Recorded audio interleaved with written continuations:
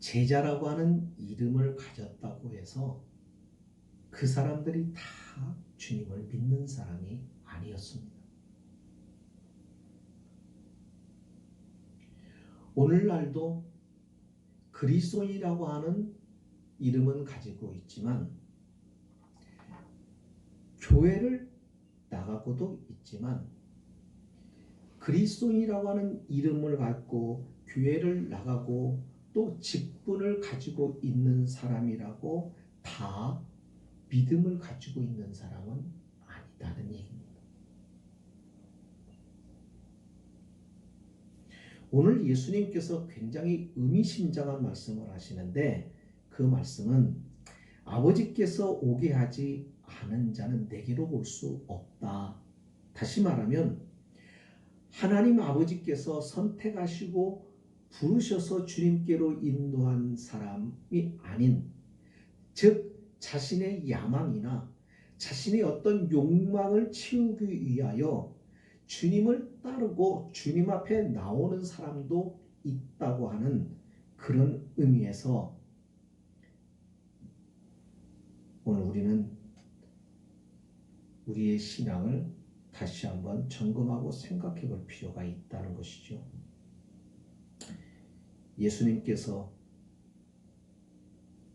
12 제자들에게 오늘 말씀하십니다. 너희도 가려느냐? 이 말씀은 예수님 12 제자들에게 하신 말씀입니다. 왜 하셨을까요? 지금 예수님께 나와 있는 사람들이, 많은 사람들이 함께 제자들과 있었습니다. 여기서 말하는 12 제자 외에도 예수님을 따르는 사람들이 많이 있었다는 거예요. 그래서 본문에서는 그 사람들을 다 가리켜서 합해서 제자들이라고 얘기했어요. 그러니까 이 사람들 가운데는 그냥 어쩌다 한번 예수님을 이렇게 보고 싶어서 나온 사람들도 있겠지만, 그러나 예수님의 가르침이 너무 좋아서, 예수님의 능력을 보는 것이 너무 재밌고 신기해서 나도 예수님의 제자가 되겠다, 예수님의 말씀을 듣고 예수님처럼 그렇게 살겠다라고 해서 주님 앞에 나온 사람들이 많이 있었는데, 그런데 그들이 다 예수님을 떠났다는 겁니다. 예수님께서 하신 말씀을 듣고 떠났어요. 그러니까 예수님께서 남아있는 이 12 제자에게 물으시는 거예요. 너희도 가려느냐? 예수님의 말씀을 듣고 갔다는 얘기는 무엇을 말하는 걸까? 예수님의 말씀이 자신들에게 걸림돌이 된 거예요. 자신의 인생에, 자기의 생활에, 자기가 생각하고 목표했던 것에 걸림돌이 된 거예요.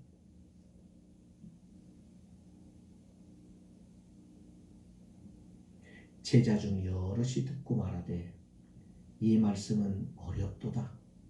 누가 능히 들을 수 있느냐 하고 그들이 수군거렸다라고 오늘 본문에서 말씀을 합니다. 그러면 도대체 이 제자 중 여럿이 듣고 이 말씀이 참 어렵다라고 했는데 무슨 내용을 말씀을 하셨기에 사람들이 힘들겠어, 안 되겠어, 그리고 예수님을 떠났느냐? 앞에 있는 내용이, 예수님 무슨 얘기를 했죠? 앞에서 자신은 하늘에서 내려온 떡이다 그랬죠. 그러니까 이 떡인 자신의 살을 먹고 자기의 피를 마셔야 된다 라고 말씀을 하시면, 그러니까 하늘로서 내려온 떡이라고 하고 자신의 살과 피를 먹고 마셔야 된다는 얘기를 하고, 이 모든 것들이 가만히 보면 무슨 얘기냐면 하나님이시고 하나님이신 자신이 사람의 몸을 입고 오셨다는 얘기예요. 그리고 그분이 오셔서 무엇을 하신다는 거예요? 자신의 살과 피를 나눠주신다는 거예요. 이게 무엇을 말하는 십자가에서 죽으실 것을 이야기하시는 거죠. 뿐만이 아니에요. 44절에 보면은 내 앞에 오는 자, 나를 따르는 사람들은, 나를 끝까지 따르는 사람들은 내 아버지께서 보내신 자와니 그렇게 한다는 거예요. 자, 그런 내용들이에요. 그러니까 그런 내용들을 듣고 어렵다는 거예요. 여기서 우리가 잘 기억해야 될 것은 이 말의 뜻이 어렵다는 얘기일까? 어려울 수 있어요. 예수님이 하신 말씀이 이해가 되지 않아서 어려울 수도 있어요. 단지 그것이 어려워서 주님을 못 따르겠다. 그렇게 생각하고 그들이 주님을 떠났을까요? 우리 때때로 어려운 문제가 있으면 이게 어려도 어떻게 된 것이지? 그 어려운 문제를 풀려고 하는 생각도 갖고 그것을 풀고 싶은 마음도 생기기도 하고 알려고 하는 그런 욕망도 우리에게 있잖아요. 근데 그런 것이 다 없이 이들이 주님을 떠났어요. 그런 것으로 볼 때 주님의 말씀이 이해가 안 돼서 납득이 안 되니까 주님을 떠난 것이 아니라 주님의 그 말씀을 자신이 받아들이고 수용하기가 어려워서 떠난 거예요. 다시 말하면 부담스러웠다 이거예요.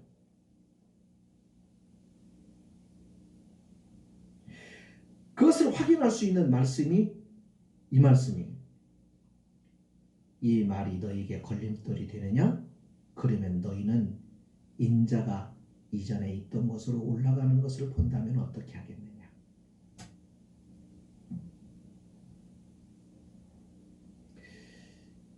자,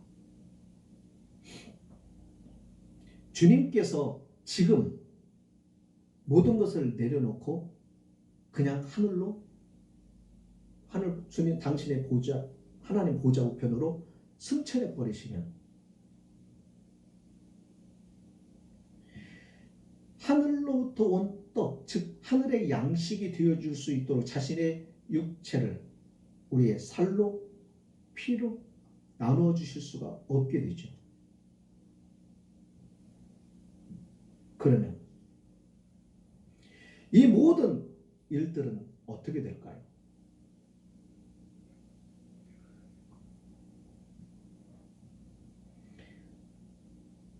우리에게는 어떠한 유익도, 어떠한 하나님의 은혜도 얻을 수가 없게 돼요. 우리가 신앙생활하면서 우리의 생각과 주님의 생각이 전혀 이게 맞지 않을 때가 참 많아요. 예, 이거예요. 예수님이 내가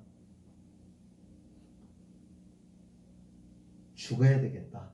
십자가에서 내가 죽어야 되고 죽은 지 내가 사흘 만에 살아나리라 라고 말씀하실 때 베드로조차도 주님 절대로 그러면 안 됩니다. 주님 그러시면 안 돼요. 제자들, 베드로를 비롯한 제자들 다 말렸어요. 왜요? 언뜻 보면 우리가 주님을 사랑하니까 그것이 주님을 위하는 말이고 주님을 사랑해서 한 말이라. 그죠?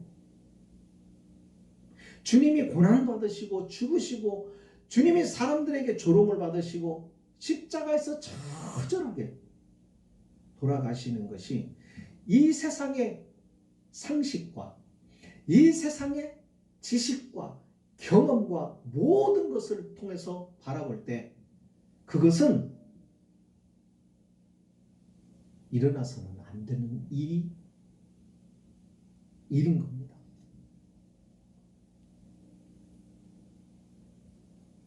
그러니까는 말릴 수밖에 없는 것이죠. 그런데 내가 가야 하는 길을 너희도 가야 한다 라고 그러면 부담이 돼야 안 돼? 되죠. 내가 지고 가는 십자가를 너도 십자가를 져야 된다 하면 부담이 돼야 되죠. 그러니까 부담이 되기 때문에 떠나는 거예요. 사람의 관점으로 우리가 살고 있는 이 세상의 지식과 경험과 이 세상의 지혜의 시각으로 십자가, 고난, 죽음을 바라보면 하기 싫은 거고 못하겠다고 말하고 이것을 포기하고 버리고 도망가는 게 지혜로운 것 같아요. 그런데 반대로 하나님 편에서 보았을 때 이것은 주님의 십자가는 우리를 구원하기 위한 것이고 우리에게 영원한 생명을 주시기 위한 것이기에 주님은 기꺼이 이 십자가를 지셔야 되는 겁니다. 그런데 그 주님을 향하여 베드로가 생각하고 주님 그러면 안 됩니다 라고 말했을 때 예수님이 뭐라고 말해요? 사탄아 물러가라 라고 말해요.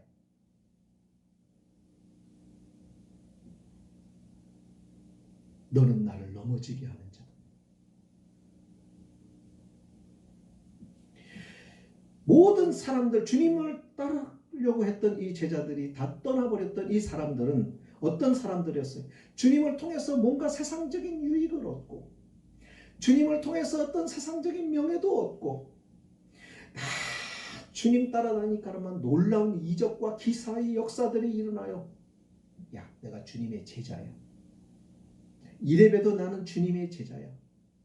이것이 우리들의 세상에서 살아가는 삶의 모습들이란 말이에요. 우리는 나를 자랑하고 싶은 것이 참 많아요.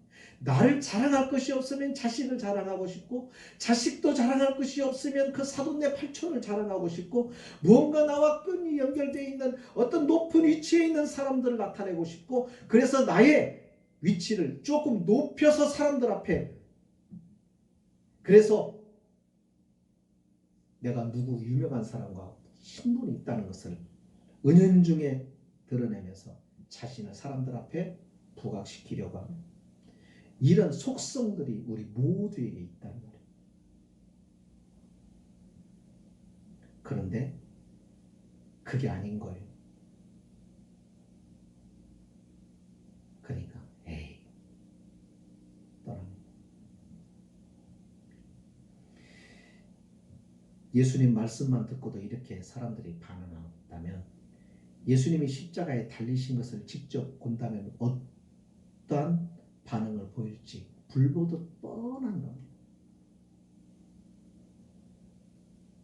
그러니까 예수님의 말씀이 이게 여기서 어렵게 느꼈다는 것은 내용이 어려웠기 때문이 아니라 말씀을 받아들일 수가 없었고 수용할 수가 없었고 아예 그러고 싶은 의향조차도 없었던 거예요.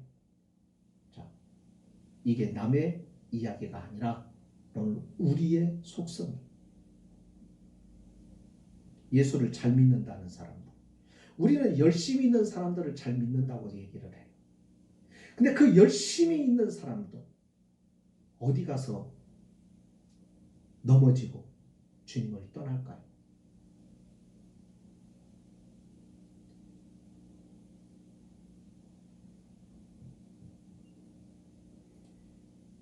주님이 말씀하신 이런 다 버려라. 우리가 잘 아는 부자 청년이 있었어요. 이 부자 청년이 영생을 얻고 싶어서 영원한 생명을 얻고 싶어 주님 앞에 나와서 이야기합니다. 그때 예수님께서 그 청년에게 뭐라고 얘기를 해요?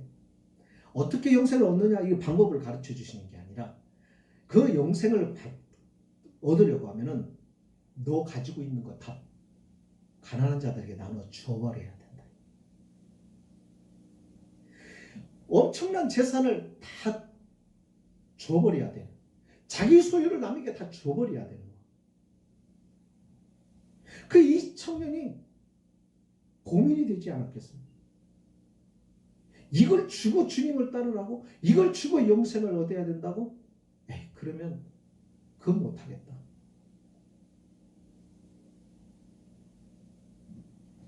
그래서 영생을 포기하고 뭘 하는 거야? 그냥 그 자기 재산을 소유하기로 결정을 하는 거예요. 예. 이게 우리들의 모습이다. 이게 우리들의 모습. 그런데 주님은 그거예요. 이런 모습, 이와 같은 삶을 가지고서는 우리가 주님을 따라갈 수가 없는 거라. 우리의 본성은 더 많이 가지고 싶고, 더 높은 자리에 있고 싶고, 모든 사람의 칭송을 받고 싶고, 존경을 받고 싶고, 그와 같은 생각을 주님이 버리라고 하면, 주님이 포기하라고 하면 포기할 수 있고, 그런 주님을 따라갈 수 있어야 된다는 거예요. 근데 그게 어려워. 다시 말하면 그게 가능하지 않아. 그게 가능해지려고 하면은 다른 방법을 찾아야 돼. 여기 보세요.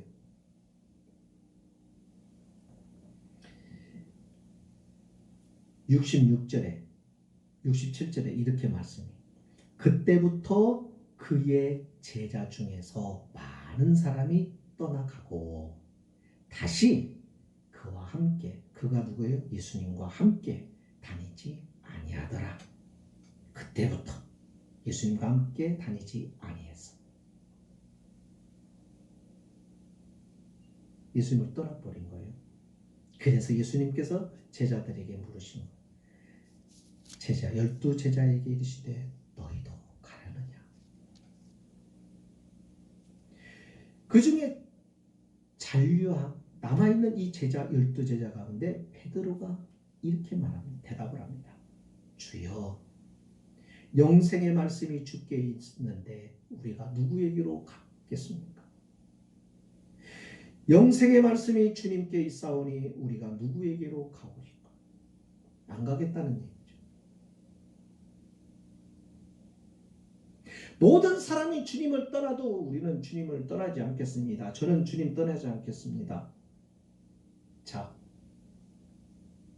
이게 하나님께서 택하신 사람이고 하나님께서 택하여 주님께로 나온 바로 구원받은 사람, 하나님의 은혜를 입은 사람의 모습입니다. 그런데요, 베드로의 이 고백이 경험과 체험에서 나온 고백일까? 신앙의 경험과 체험 속에서 나온 것일까?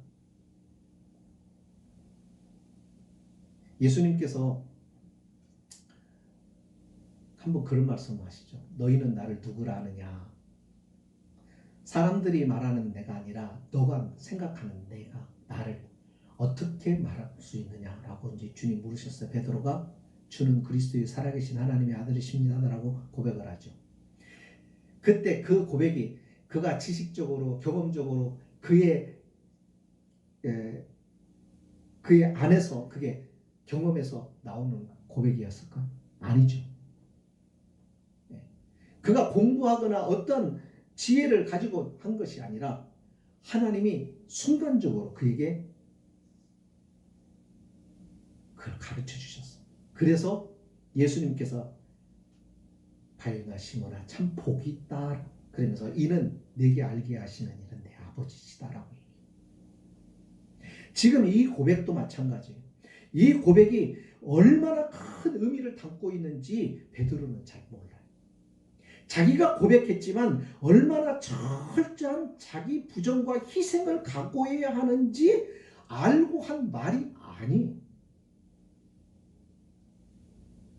어떻게 보면은 무심결에, 어떻게 보면은 자기도 모르게 이와 같은 말을 했단 말이에요.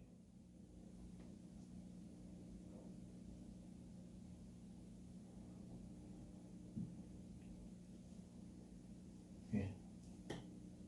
그럴 때가 있어요. 하나님이 그 답을 가르쳐 줄 때가 있어요.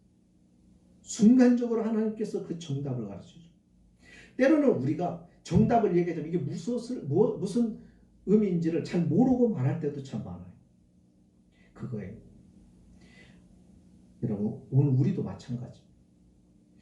우리가 신앙생활 하는데 어떤 포기와 희생을 주님이 요구하신다고 해도 우리가 그 희생을 순종할 수 있어야 되는 거예요.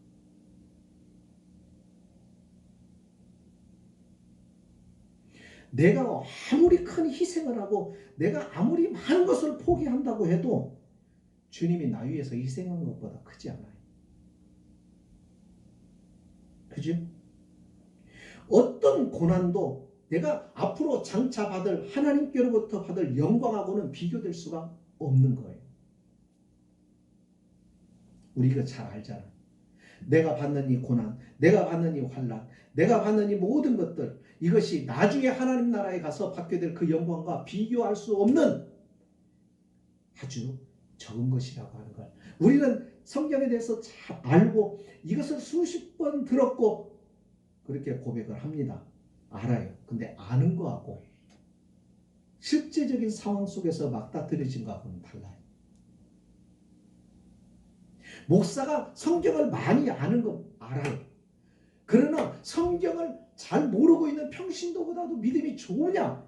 언제나 그런 건 아니에요.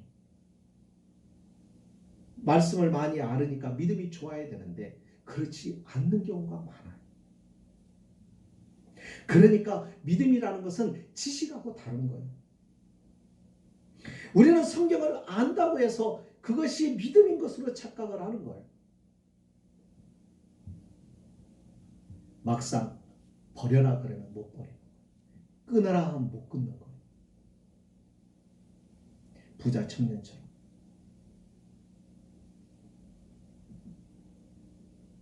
그래서 예수님께서 천국을 비유할 때 그런 거예요. 천국은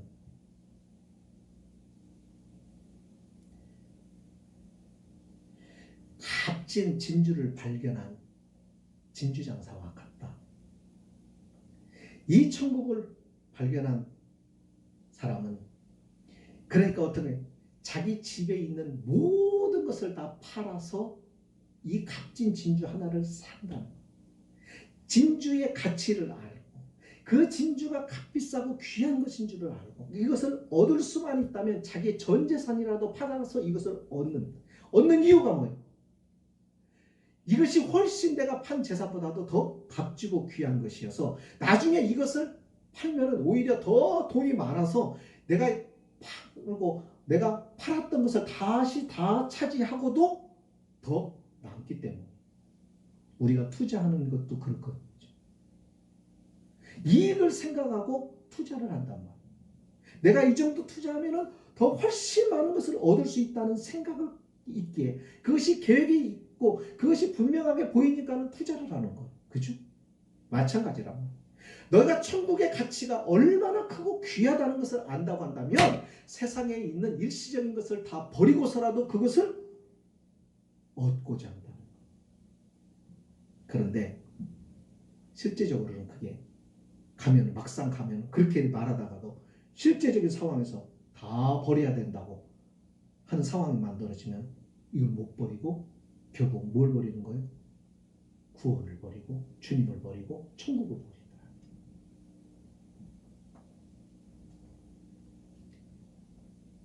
이것이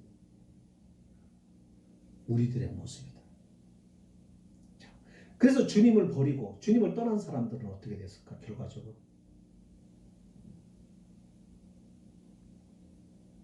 영생에 이르지를 못하는 거죠. 근데 이것이 남의 얘기가 아니라 오늘 우리들의 이야기예요. 우리 안에도 동일하다. 우리 예수 믿으면서도 얼마나 세상에 돈을 좋아하냔 말이에요. 우리가 예수를 믿으면서도 낮으라 겸손하라고 하는데 우리가 얼마나 사람들의 높임을 받고 대접을 받고 사람들에게 칭찬을 받고 박수를 받고 싶어하느냐 이거예요. 그러니까 이 속성을 바꿔야 되는데 이것을 바꾸려고 하면 그래야 주님을 따라갈 수 있는 거예요. 그렇게 주님을 따라가기 위해서 우리가 다 버려야 될 것들이 참 많은데 이걸 어떻게 하느냐 말이에요. 예수님이 답을 말씀하세요. 63절에 살리는 것은 영이니 육은 무익하니라. 내가 너에게 이르는 말은 영이요 생명이라. 다시 말하면 살리는 것은 영이다. 성령이 너희의 영을 살리고 너희의 영이 너희의 육신을 살리고, 다시 말하면 하나님의 영이 우리 안에 들어올 때, 하나님의 영이 우리 안에 역사하실 때 우리는 버릴 수 있고, 우리는 주님을 따를 수 있고, 우리는 이해할 수 없는 주님의 말씀을 이해할 수 있고, 우리는 받아들일 수 없는 것들이었는데 그것을 성령을 통해서 받아들일 수가 있고, 우리가 감당할 수 없는 것이고 이룰 수 없는 것을 우리는 우리 안에 계신 성령을 통하여 우리가 이것을 이루어낼 수 있게 된다는 거예요. 다시 말하면 이거예요. 지금 이게 안 되는데, 이걸 버릴 수가 없겠는데 성령이 우리 안에서 나를 지배하시고 나를 안에 역사하시면 내가 이것을 막 붙잡고 이것 없으면 죽을 것 같은 이것을 가볍게 버릴 수 있는 지식, 이해와, 그리고 그것을 버릴 수 있는 결단과 버릴 수 있는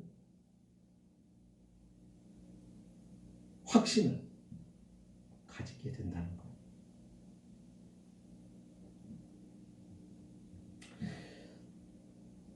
우리는 가끔 그런 생각을 해요. 예수님을 직접 보면 신앙생활을 더 잘하지 않을까? 그래서 예수님 한번 봤으면 좋겠다. 우리는 그런 생각을 할 때가 참 많아요. 그런데요, 그건 착각이에요. 예수님을 직접 보았다고 해서 신앙생활 잘하는 게 아니에요. 오늘 본문이 그걸 증명해 줘요. 많은 사람들이 예수님을 직접 보았어요. 예수님께 직접 말씀을 들었어요. 예수님의 일으키는 이적도 그들은 보고 체험을 해봤어요. 그런데 그럼에도 불구하고 그들은 어떻게 끝내 주님과 함께하지 않고 주님을 떠납니다. 그러니까 이것이 다 뭐라는 거예요? 쓸데없는 짓이라는 거예요. 예수님 당시에 얼마나 많은 사람들이 예수님 봤어요.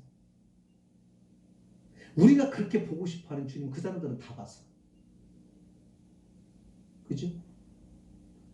우리가 성경을 통해서만 우리가 읽고 알고 있는,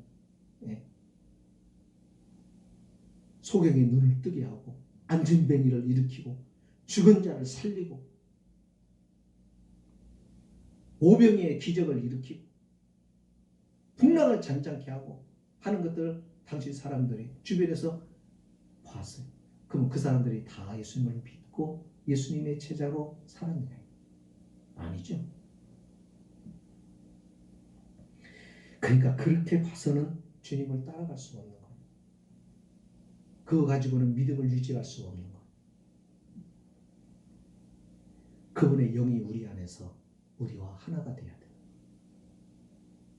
그래야 주님의 그 마음이 생겨요. 그 주님의 생각과 우리가 같은 생각을 품게 돼요. 그래서 예수님께서 내가 가야 너에게 유익하다. 내가 감으로 너에게 보혜사 성령을 보내겠다라고 하시는 거예요. 그 성령과 함께 오늘 우리가 있어야 가능해지는 거예요.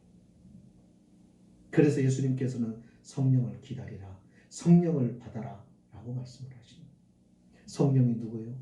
예수 그리스도의 영이에요. 다시 말하면 예수님이 영으로서 오시는 거예요. 그러니까 예수님과 내가 하나가 돼야 되는 거죠. 체험함으로 신앙생활을 잘한다, 착각입니다. 많은 체험을 하는 사람들도 무너져요. 성령과 동행해야 돼요. 그래서 성령과 동행하기 위해서 우리는 기도합니다. 어느 때인가 어떤 여인이 누가복음 11장에 보면은 이런 얘기를 해요. 예수님 보니까 놀랐거든. 그러니까 예수님 바라보면서 그러는 거예요. 당신을 뵌 태와 당신을 먹인 젖이 복이 있습니다. 그러자 예수님께서, 그러니까 누굴 얘기하는 거예요? 당신을 뵌 태와 당신을 먹인 젖이 복이 있다는 것은 누구를 가리키는 거예요? 마리아를 가리키는 거예요. 그러니까 예수님의 대답이 뭐라고 그러는 줄 알아요? 아니다. 그게 복이 있는 게 아니라 오히려 하나님의 말씀을 듣고 지키는 자가 복이 있다라고 말해요.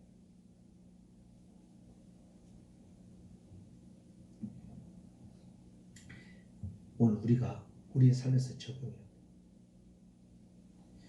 요즘에 진짜 믿음을 가진 사람들 찾기가 참 어려운 시대를 살아.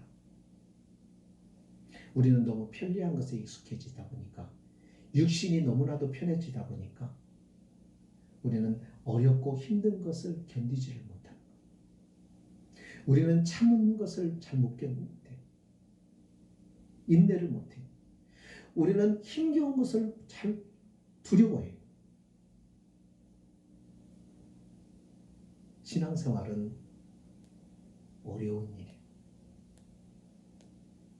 그래서 우리의 힘을 가지고는 못하는 거예요. 주님이 함께 하셔야 돼요. 그렇지 않으면 우리는 아무것도 못합니다. 세례 받았다고 구원받는 게 아니에요. 세례가 좋은 것이고 주님의 명령이 있지만 세례가 개인을 구원하지 못해요. 세례를 그러다 보니까 어떤 일이 생기냐면 세례를 아무나 주는 거예요. 사람들이 이렇게 막 모으고 나는 몇 명을 세례를 주었다. 나는 몇 명의 세례교회인데 우리 교회는 몇 명의 세례교회인다. 이게 자랑거리예요. 근데 주님은 하나도 관심이 없어 거기. 그 사람들이 제대로 믿느냐? 주님은 거기에 관심이 있는 거예요. 여러분 성찬식을 우리가 하면서도 성찬식을 통해서 성령이 임재를 경험을 해야 그게 성찬에 제대로 참여하는 거예요. 성찬식을 했는데 성령의 임재를 경험하지를 못하고 성령의 임재를 맛보지를 못하면 성찬식은 의미가 없는 거예요. 우리 그렇게 신앙생활하는 게 많아요. 성경 읽는 것도 기도하는 것도 성도의 교제와 교회 생활 모든 게 마찬가지. 성령 안에서 우리는 살아나는 거.